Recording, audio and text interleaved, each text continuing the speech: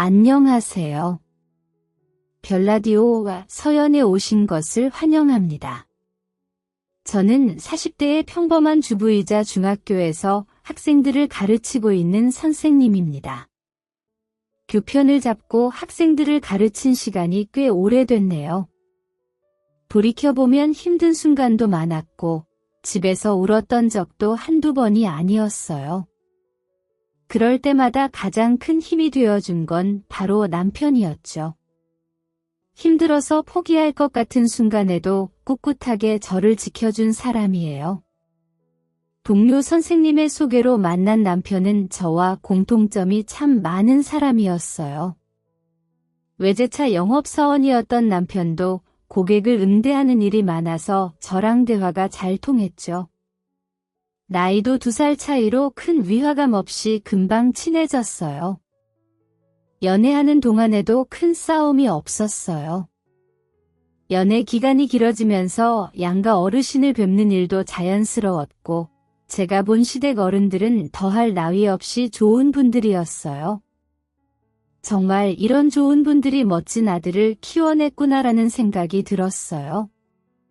처음 인사드리던 날에도 어머님은 손을 꼭 잡아주시면서 좋은 말씀만 해주셨어요.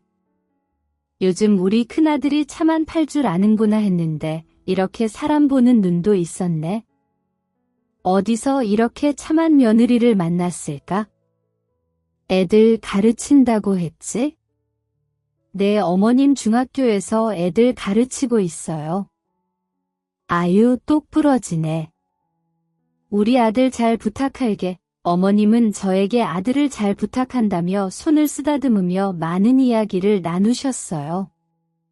시댁 어른들을 보면 남편이 부모님을 꼭 닮아서 성실하고 바른 사람으로 자랐구나 바로 알 수 있었죠. 양가 어른들의 축복 속에 결혼하고 아들까지 낳으며 소박하지만 행복하게 살았습니다. 하지만 도련님이 속도 위반으로 결혼을 하게 되면서 평화롭던 시댁은 지옥으로 변하기 시작했어요. 제가 사연을 보내게 된 것도 바로 도련님, 아니 서방님과 결혼한 동서 때문이에요.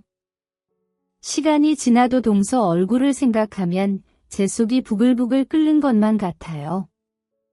바로 그 이야기를 지금부터 해보도록 하겠습니다.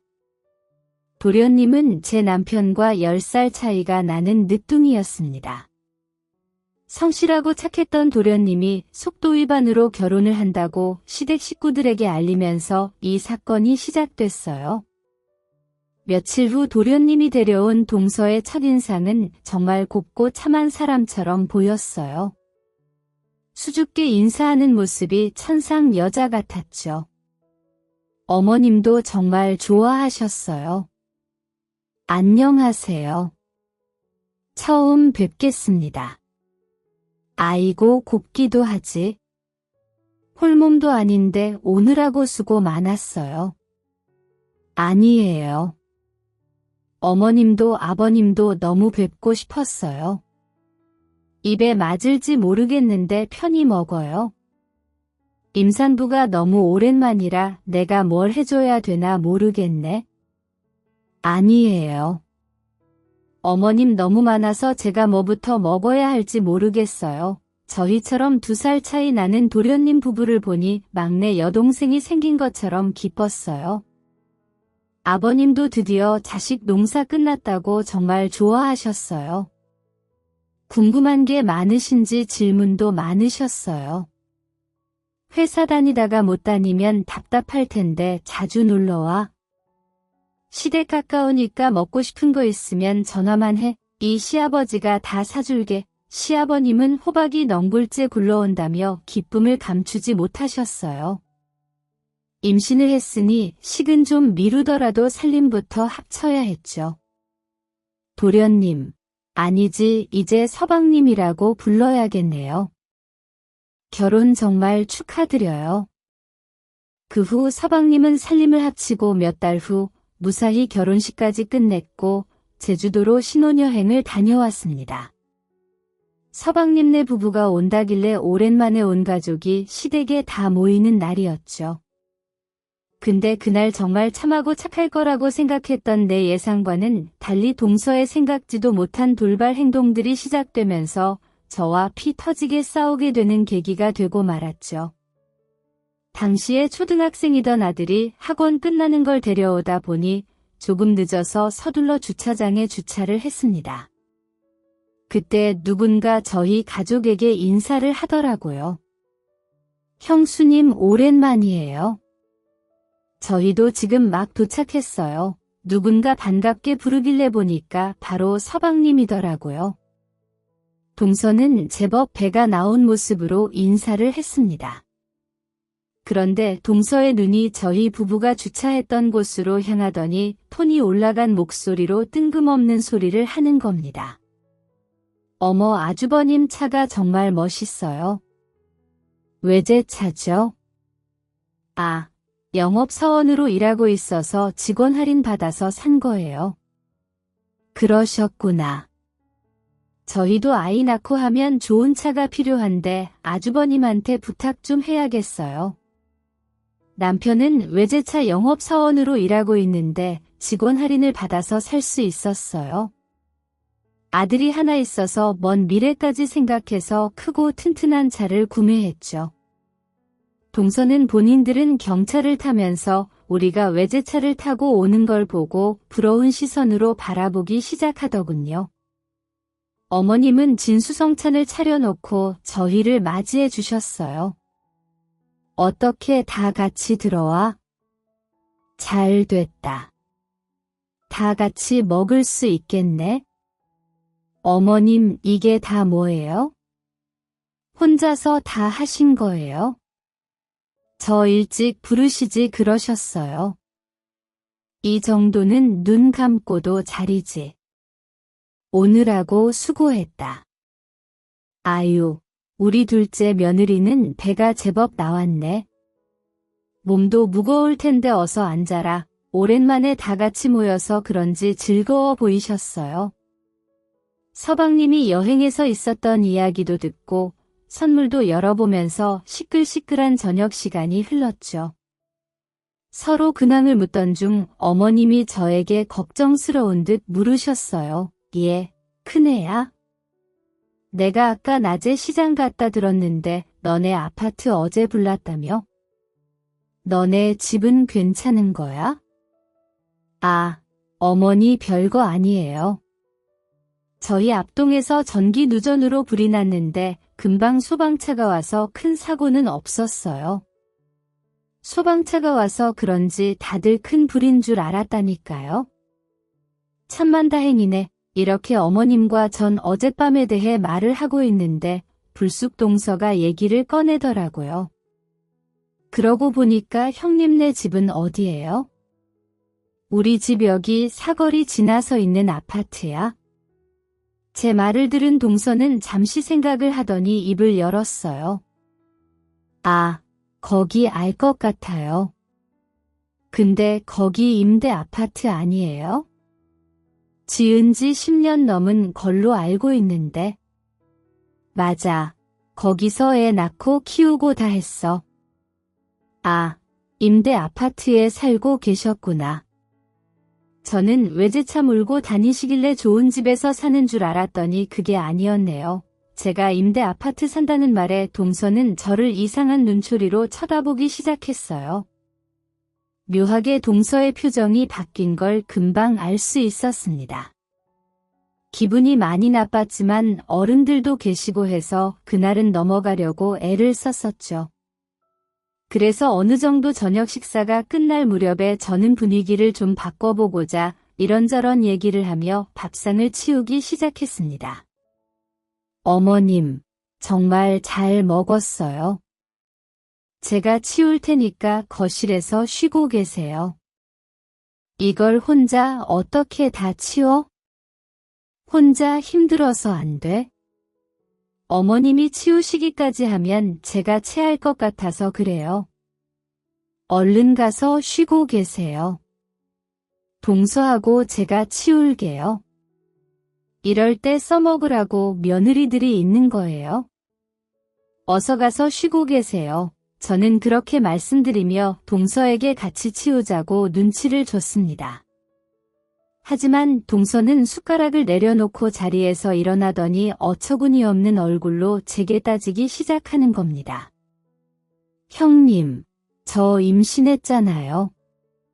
그런 거 못해요. 오래 앉아 있었더니 꼬리뼈도 아프고 저야말로 거실에서 쉬고 있을게요. 그러니 오늘은 형님 혼자 고생 좀 하세요. 이 정도는 혼자 할 수 있잖아요.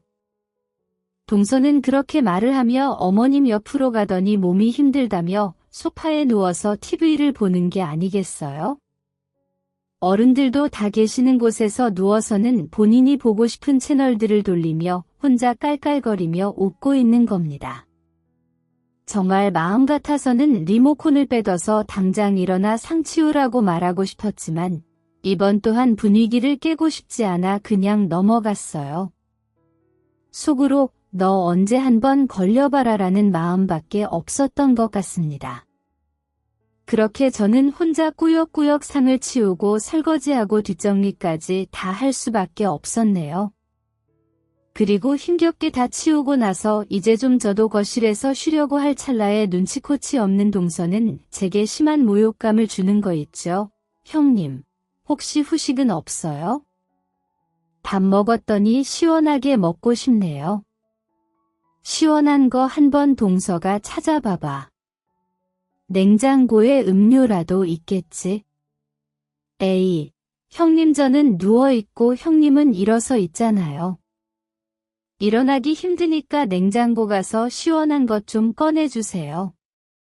동서, 나 지금까지 부엌 치우다가 나왔어. 동서는 누워서 TV 보고 있었고, 그럼 조금이라도 양심이 있으면 동서가 나한테 이런 거 시키는 건 아니지 않나? 지금 어머님 아버님이 있다고 이렇게 행동하는 거야. 저는 이렇게 말을 하며 시원한 거 먹고 싶으면 직접 갖다 먹으라고 알려주었습니다. 하지만 잠시 후 아버님이 일어나서는 동서 편을 들어주는 게 아니겠어요? 아이고, 내가 갖다 주마. 별것도 아닌 것 같고 싸우고들. 그러고 보니까 냉장고에 식혜도 있고 주스도 있는데 어느 거 갖다 줄까? 아가, 아버님이 그렇게 말씀하시며 동서에게 갖다 주시는데 저는 한순간에 못된 며느리로 비춰질 수밖에 없었네요. 정말 어찌나 동서가 얄밉게 느껴지던지. 임신한 건 축하할 일이었지만 임신 핑계로 집안에서 상황 노릇을 하고 있으니 제가 천불이 날 수밖에 없었습니다. 이 나이 먹고 10살이나 어린 동서랑 애처럼 싸울 수도 없고 제가 이해해보려고 했어요. 그런데 제 이성의 끈을 끊어버린 건 동서였습니다. 그래서 저는 도저히 참지 못하고 질러버렸어요. 형님, 혹시 기분 나쁘신 거 아니죠? 기분 나쁜 건 아닌데 위아래가 없는 것 같다는 생각이 드네. 동서는 예절 교육이라는 건 받지 않고 살아왔나 봐. 아무리 임신했다고 해도 시부모님들 앞에서 대자로 누워있고. 아유 형님, 지금 시대가 어떤 시대인데 갑질하려고 하세요? 어머님 아버님도 편히 누워서 쉬라고 그러는데 왜 형님이 나서서 집안 분위기를 깨시는 건데요? 나 참, 임신하면 뇌에도 살이 찌나 개념이 좀 없는 것 같네. 왜 이렇게 애처럼 굴어?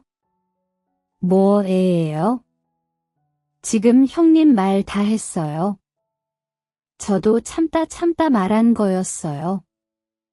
부부들만 있는 거실도 아니고 시댁 식구들이 다 있는 데서 이거 달라 저거 달라 말을 하는데 어떻게 가만히 있을 수가 있나요? 그리고 제게 따질 때도 누워서 입만 쭉 나와서는 따지는 겁니다. 아무리 개념이 상실했다고 해도 이건 아니지 않나요? 결국 그날은 시부모님이 그만하라고 우리를 말리는 통에 참고 또 참을 수 있었지만 언제 한번 꼭 혼내야겠다고 다짐을 했습니다. 그렇게 그날은 마지막까지 기분을 잡치고 집으로 가기 위해 주차장으로 내려왔습니다. 그리고 서방님에게도 여느 날처럼 조심히 가라고 인사를 했죠. 서방님 조심히 가세요. 다음에 집으로 한번 초대해줘요. 동서 출산도 얼마 안 남았는데 몸조리 잘하고. 알아서 할게요, 형님. 그리고 저희 집은 외부인 함부로 못 들어와서 초대는 좀 어려울 것 같네요. 뭐? 그게 무슨 말이야? 그렇잖아요. 오늘 그렇게 저랑 한바탕 난리를 쳤는데 어떻게 기분 좋게 형님을 초대할 수 있겠어요? 뭐, 기분이 좀 나아지면 그때 봐서 초대하든가 할게요. 동서 진짜 마지막까지 이렇게 나올 거야? 신경 끄세요. 오래 임대 아파트 살면서 목소리 하나는 끝내주게 크네요. 기가 막혀서, 동서, 내가 사회생활을 해도 동서보다 더 했고 나이도 동서보다 한참 많아. 그런데 지금 말하는 말투가 그게 뭐야? 어서 사과하지 못해? 아, 끝까지 꼰대짓거리 하기는. 우리 갑니다. 이렇게 말하고는 창문을 올려버리고 가버리는 겁니다. 저희 부부는 동서 아래 완전히 넋이 나가버렸어요. 동서의 행동에 기가 막혔던 남편은 아들과 차로 돌아갔습니다.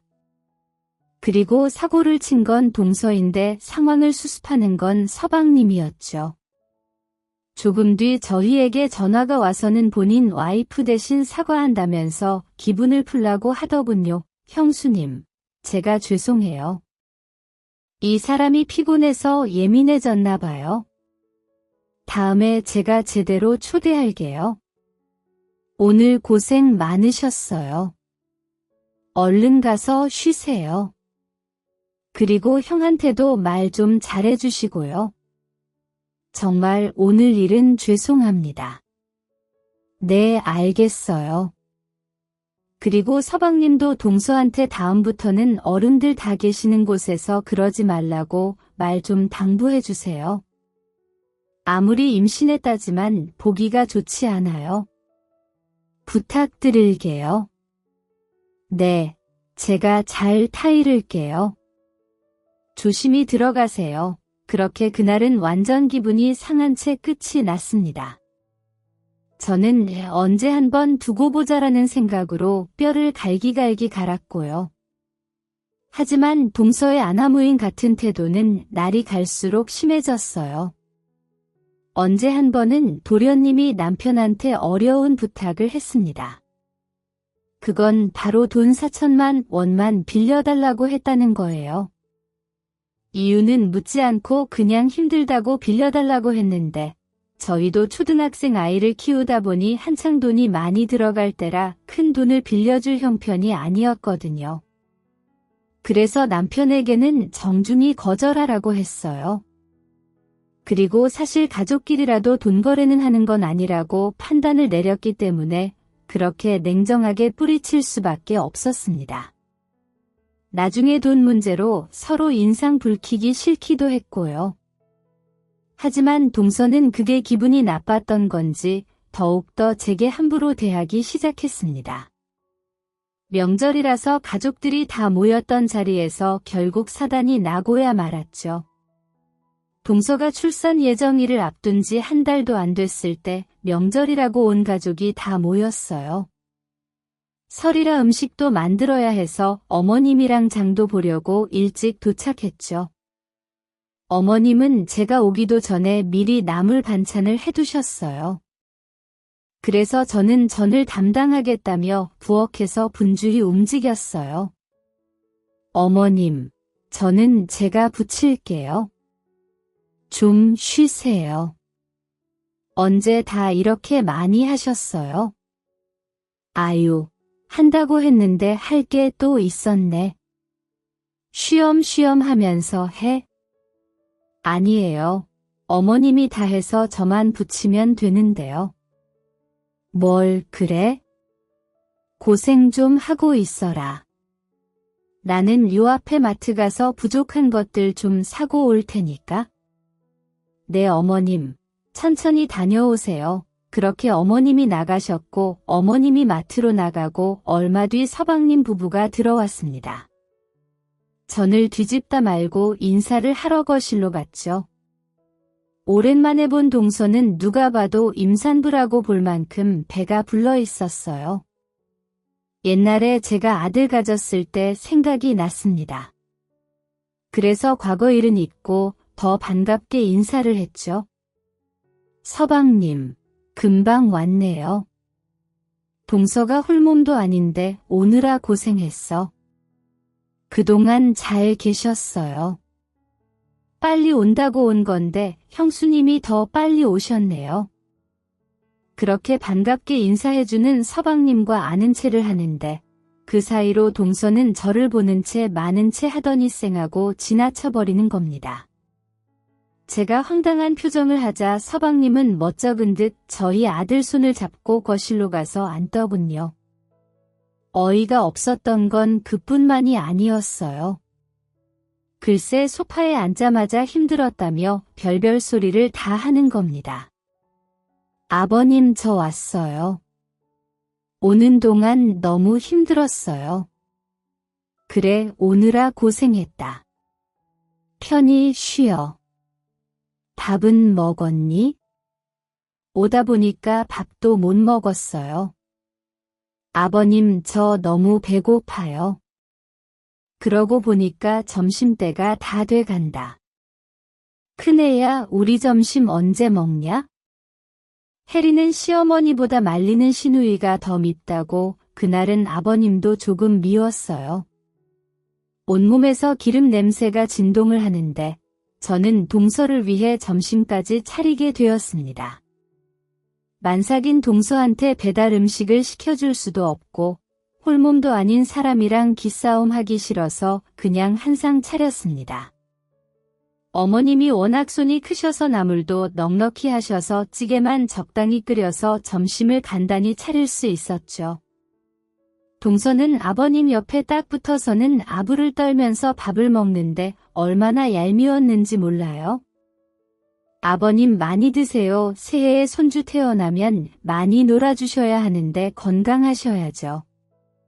그래 내가 막내 며느리 생각해서라도 잘 먹을게 차린 건 저인데 왜 인사는 저쪽으로 하냐고 아버님께 따져 묻고 싶었지만 아들도 있는데 엄마가 유치하게 싸울 수는 없어서 조용히 듣고만 있었습니다. 근데 동서는 최소한의 선마저 넘고야 말았어요.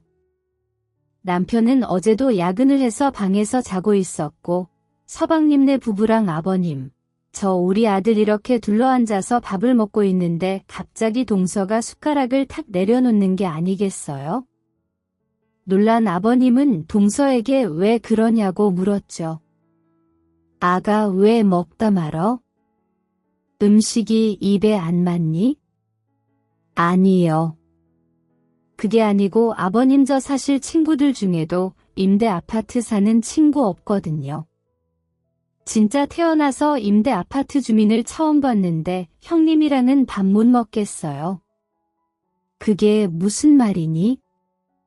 저희 엄마도 집을 보면 사람이 보인다고 임대 아파트 사람들 불쌍하고 남들에게 피해주는 기생충 같은 사람들 많잖아요.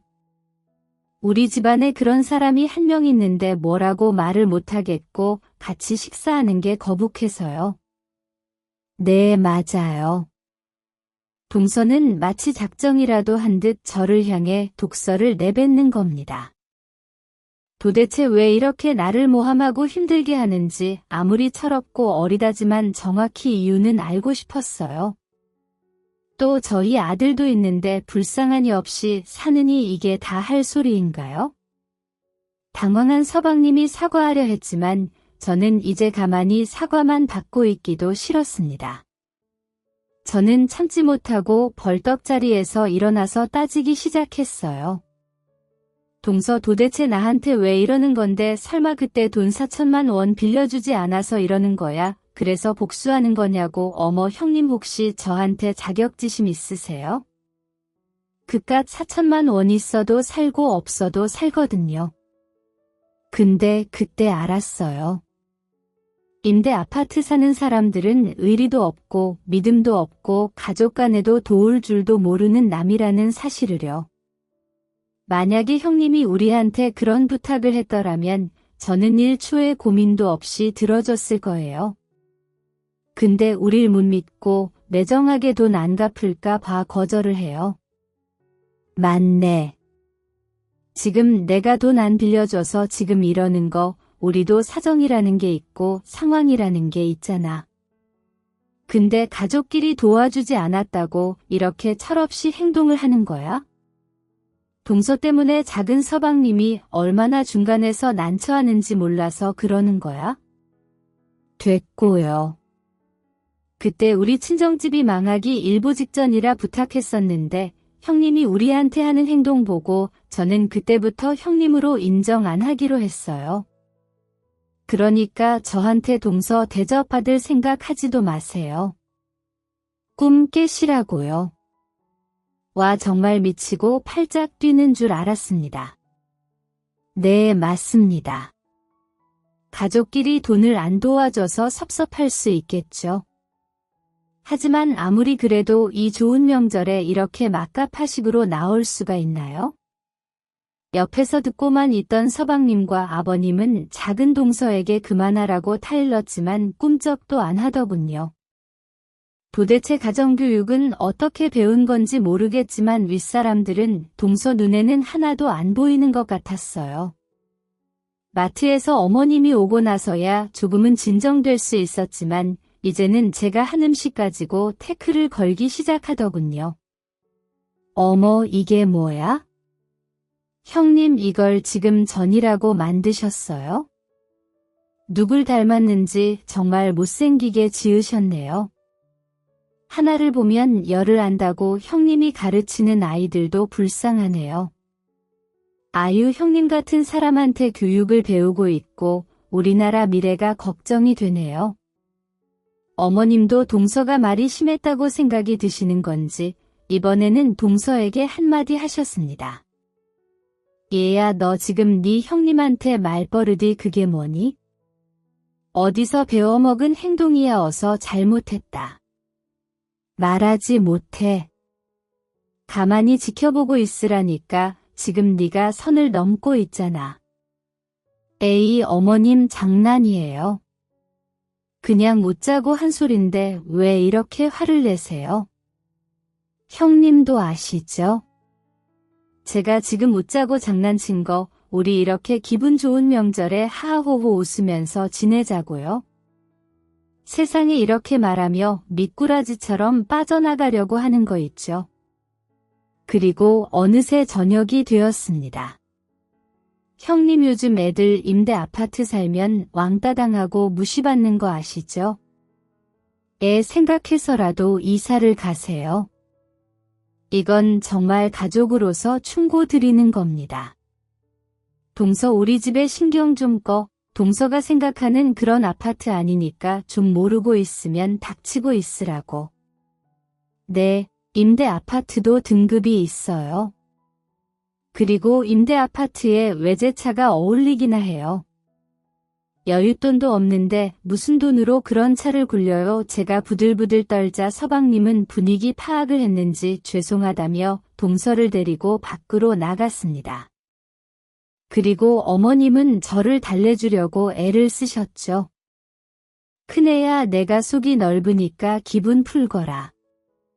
나도 저 정도로 막무가내 아인 줄 몰랐구나. 나도 지금 속으로 벼르고 있어.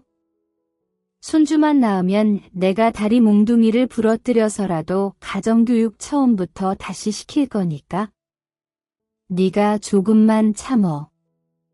네, 어머님 왜 저렇게 시간이 갈수록 애 같은 행동하는지 모르겠네요. 저보다 작은 서방님이 더 걱정이에요. 저런 동서를 어떻게 데리고 살지 아유 그러게 말이다. 안 그래도 며칠 전에 통화를 했었는데 아주 죽으려고 하더라. 비유 맞춰주기 힘이 드나 봐. 결혼한 걸 후회한다는 말까지 나왔다니까. 네, 정말요?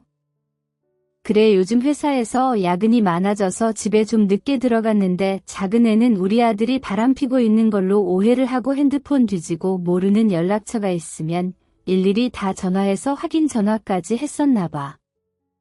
의부증의 집안일은 아예 할 생각도 하지 않고 얼마나 힘이 들면 혼자 힘들어서 술 먹고 전화를 했겠니?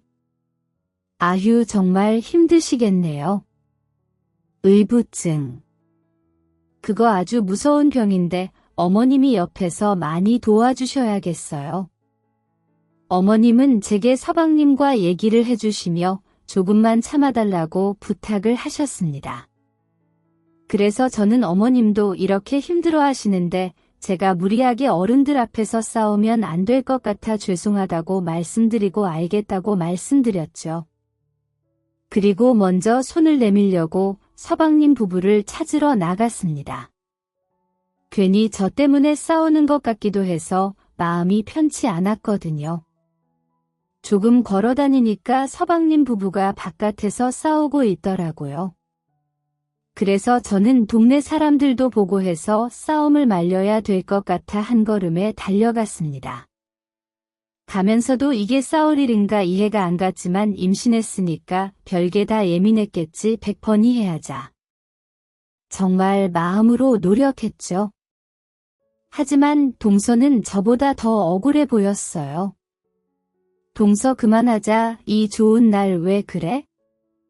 서방님도 그만하시고요. 기가 막혀서 형님 제가 이러는 거 이해가 안 가죠. 저 그렇게 막 자란 애 아니에요? 저희 집에서 얼마나 귀하게 큰 줄 아세요? 누가 동서 막 자랐다고 뭐라고 했어? 1절만 하고 어서 들어가 어른들 다 계시는데 뭐 하는 거야? 제가 신경 끄시라고 했죠. 왜 남의 가정일에 참견이신데요? 우리 부부끼리 싸우지도 못해요. 눈치가 없으니 아직도 임대주택에서나 살고 있지? 동서 그 입 진짜 안 닥쳐 이제야 본성이 나오시네요. 어디 임산부한테 욕짓거리를 하세요. 내가 지금 말 곱게 나가게 생겼어. 이 정도밖에 안 되는 사람이었어. 동서 누가 선생 아니랄까 봐 훈계질은 가서 형님 분수에 맞는 입주민들이랑 겸상하세요. 돈 좀 빌려달라니까 한 푼도 못 빌려준다고 발뺌할 땐 언제고 보란 듯이 고급차를 끌고 온 거 저보라고 그런 거 아니었어요. 당신 형수님한테 사과드려. 서방님은 동서를 향해서 소리를 쳤고 동서는 한치의 양보도 없이 두 눈 부릅뜨고 소리를 질렀습니다. 지나가는 사람이 보면 만삭의 동서를 괴롭히는 고약한 사람이라고 오해하기 딱 좋았어요. 서방님의 한마디에 서러웠는지 동서는 눈물이 그렁그렁 져서는 택시를 타고 가버렸습니다. 도대체 이게 무슨 경우인가요? 서방님은 이번에도 제게 연신 사과를 하면서 훈념을 하기 시작했습니다. 그리고는 너무 힘들다며 제 앞에서 울기 시작하는 거예요. 정말 처음으로 보는 모습이었어요. 형수님 정말 미쳐버릴 것 같습니다. 어떻게 하나하나 행동들이 저렇게 철이 없고 사람들을 힘들게 하는지 서방님 힘내요. 어쩌겠어요? 왜 제가 모르는 무슨 일이라도 있어요. 제가 이건 부모님한테도 쪽팔려서 말씀 안 드렸지만 저 사람이 사고를 이만저만 치는 게 아니에요. 저번에 4천만 원 빌려달라고 했을 때도 글쎄 처갓집에서 어떤 사람한테 사기를 쳐서 그거 합해 보려고 금액이 부족해서 부탁을 하더라고요. 그래서 형수님한테 부탁을 한 거고요. 근데 그 돈을 빌리지 못했다고 하니까 그때부터 어찌나 사람을 힘들게 하는지 어떡해요. 글쎄 이 사람이 집담보로 대출을 받아서 줬더라고요. 그 쬐깐한 집으로 말이죠. 그리고 시도 때도 없이 캐피탈의 대부업에 돈 빌려서 처갓집 다 갖다 주고 그 이자 갚는데 제 월급 다 나가고 그것도 모자라 명품은 또 얼마나 좋아하는지 제 카드로. 글쎄 얼마 전에는 800만 원짜리 샤넬 가방을 쇼핑하고 왔더라고요. 그런데 제가 안 미치겠어요. 뭐라고요? 그 비싼 가방을요? 그것뿐인 줄 아세요? 얼마 전에는 내가 무슨 여자를 만나고 있다고 오해를 해서는 제 핸드폰 다 뒤지고 회사까지 와서 잠복하고 있고 정말 사는 게 아니라고요. 정말 죽고만 싶어요. 형수님 정말 애만 아니면 당장이라도 이혼하고 싶어요. 지금 너무 지쳤어요. 서방님의 말은 정말 충격적이었어요.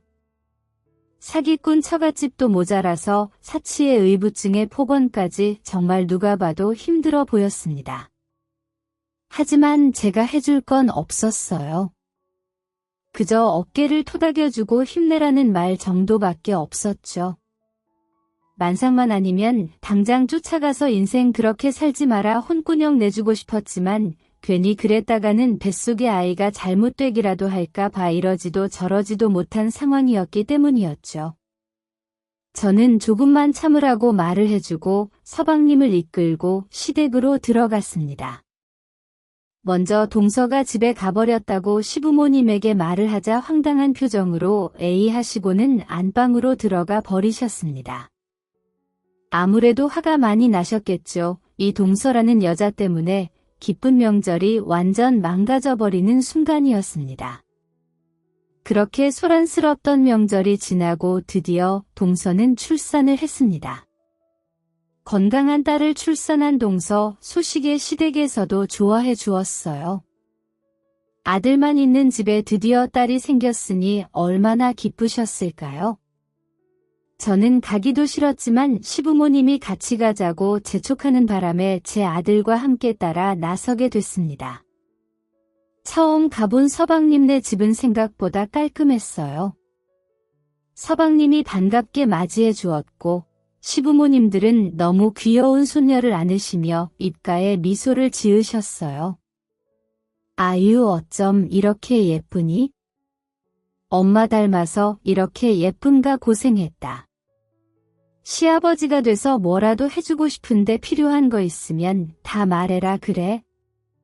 네 시아버지가 어디 금두껍이라도 숨겨둔 것 같은데 말만 해. 없는 것도 만들어 다 해줄 것 같다. 어머님이랑 아버님의 즐거운 대화가 오갔고 저희 부부도 아이를 안아봤습니다. 그때 제 아들이 아기가 궁금하다며 손을 만지작거렸어요. 그런데 그때 제 아들 손을 딱 뿌리치는 게 아니겠어요? 그러면서 제 아들을 향해 손가락질을 하는 겁니다. 저리 가지 못해 우리 애는 임대 아파트 애랑 못 놀게 할 거야? 너는 거실에 앉아 있어? 동서의 말에 제 아들은 당황한 얼굴로 얼어 있었고 모든 가족들은 제 눈치를 살피기 시작했어요. 제 얼굴이 심상치가 않았거든요. 어떤 부모가 아들이 그런 무시를 당했는데 기분이 좋을 수가 있나요? 출산이고 뭐고 다 엎어버릴 각오로 말을 했습니다. 이 문제를 짚고 넘어가지 않으면 내 아들이 말도 안 되는 상황에 상처를 받을 것 같았거든요. 동서 얼른 사과해. 지금 이게 뭐 하는 짓이야? 제 자식 제가 알아서 키우겠다는데 형님이 왜 그러세요? 이게 동서가 말하는 자식 교육이야. 어릴 때부터 자기 분수를 알고 커야 헛꿈을 안 꾸죠. 형님도 자식 교육 똑바로 시키세요. 임대 아파트 사는 주제 어디서 훈계질이세요? 야 내가 네 인생이 불쌍해서 말 안 하려고 했는데 그 집 내 집이야? 진짜 좁아터진 집구석만큼 생각하는 게 어떻게 그렇게 어리석냐. 거짓말 시키기는 구차한 변명 마세요. 너는 임대 아파트가 전부 서민들이 살고 노인들이 사는 그런 곳인 줄 아나 본 데 가서 네이버에 검색이라도 해봐. 이 멍충아 이렇게 사회생활도 못하면서 인생을 어떻게 살려고 하냐? 우리가 사는 아파트 10년 채워서 분양 전환해서 소유권 이전했거든. 네 머릿속에는 온갖 의심과 시기와 질투가 만연한데 네가 그런 걸 알 리가 있냐? 저는 그동안 쌓여있던 응어리를 다 쏟아냈습니다. 서방님껜 미안했지만 제 아들을 건드리는 건 동서의 실수였어요. 아들은 건들면 안 됐죠. 감히 내 새끼를 무시하는데 그냥 넘어갈 엄마는 없다는 걸 호되게 보여줬습니다. 동서는 서방님한테 눈빛으로 정말 제가 말한 것에 대해 맞냐고 물었고 서방님은 맞다고 고개를 끄덕였습니다. 야, 지금 네가 살고 있는 이 코딱지만한 집 두 채는 살 수 있어. 한 번만 더 내 앞에서 주제도 모르고 막말했다가는 죽을 줄 알았어. 황당한 얼굴로 안절부절하는 걸 보니 고가웠습니다. 그리고 그 모습을 본 시어머니는 벌떡 일어나셨어요. 그리고는 짐을 챙기며 말씀하셨죠. 원기가 막혀서 손녀딸이 너처럼 클 거라고 생각하니까 정이 뚝 떨어진다. 어떻게 애를 낳아서도 이렇게 분란을 일으키니 일반 아파트면 어떻고 임대 아파트면 어때? 왜 그런 걸 가지고 자꾸니 형님한테 시비를 거는 건데 이러다 나중에 우리한테도 시비 걸겠다. 어디 무서워서 며느리를 볼 수 있겠니? 이제는 나도 지친다. 지쳐. 어머님 무슨 말씀이세요? 그런 게 아니고 제가 정말 잘 몰랐어요. 모른다고 함부로 말하면 되겠니? 모를수록 행동 조심했어야지. 집에 이렇게 분란이나 만들고 네가 그러고도 며느리고 엄마야? 어머님은 그렇게 말하고서는 우리에게 나갈 채비를 하라면서 먼저 현관문으로 나가셨습니다. 그러자 예전과는 분위기가 다르다는 걸 느꼈는지 동서는 어머님을 향해 싹싹 빌기 시작했어요. 어머님 잘못했어요. 제 말버릇 고칠게요. 제가 다시는 안 그럴게요. 동서는 어머님한테 매달리듯이 애원했지만 어머니는 세차게 뿌리쳐 버렸습니다. 그리고 그 모습을 막은 건 다름 아닌 서방님이었어요. 서방님은 동서를 어머님한테 떨어뜨리며 어금니를 꽉 물고 말했습니다. 내가 진짜 참으려고 했는데 나 도저히 너랑 못 살겠다. 내가 웬만하면 다 참아보려고 했는데 너는 우리 가족들이 시댁으로 보이기는 하니 부모님이라고 생각을 하는 거야? 그럼 당신 부모님인데 내 부모님이나 마찬가지지 편해서 그랬어. 이제 안 그러면 될 거 아니야, 여봐. 당신은 뭘 잘못했고 뭘 앞으로 해야 될지 모르는 사람이야? 어떻게 해서든지 당신하고 살아보려고 하루에도 몇 번씩 마음을 다잡고 있는데 도저히 안 되겠다. 우리 이혼하자. 서방님은 온 가족들이 다 보는 앞에서 폭탄 선언을 해버렸습니다. 저뿐만 아니라 남편, 시부모님, 동서까지 그 폭탄 선언에 깜짝 놀라고 말았죠. 하지만 서방님의 말은 그냥 해본 말이 아니었습니다. 그동안 쌓였던 걸 마치 분출이라도 하듯 오열을 하며 계속 말하기 시작했어요. 내가 우리 가정은 어떻게든 지키려고 했는데 당신 같은 여자랑 살면 내가 먼저 미쳐버릴 것 같아.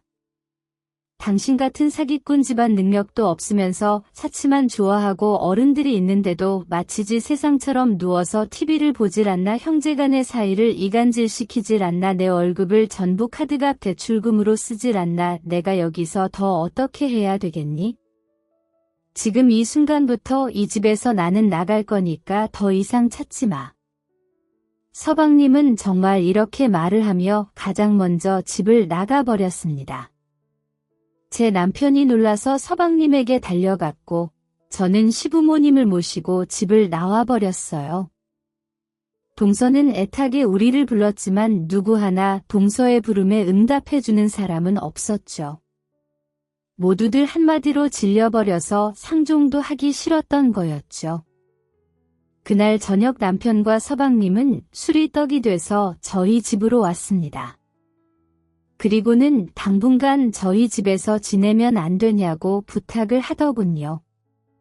시부모님 집으로 가면 매일같이 찾아와 귀찮게 할 것 같다면서 형수님이 있는 이 집이 안전할 것 같다면서 말을 하더군요.